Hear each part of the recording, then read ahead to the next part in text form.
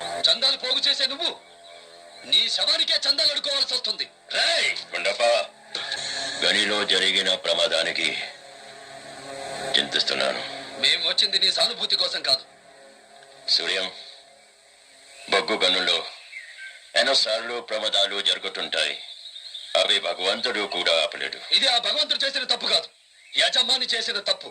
అభిమానంతో వచ్చావా, అవమానించడానికి వచ్చావా, సేవలు అందించడానికి వచ్చావా, దెబ్బి పడవడానికి వచ్చావా? నీ మాటలతో చర్చలతో అనుకూలవతిగా నటించావు. నిజానికి నువ్వు అనుకూల శత్రువి.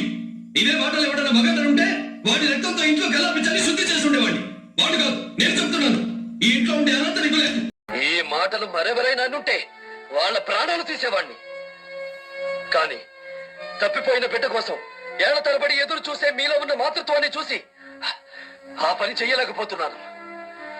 ఇంకొకసారి అలా మాట్లాడితే మాత్రం ప్లీజ్ నా చేత చెప్పించద్దు.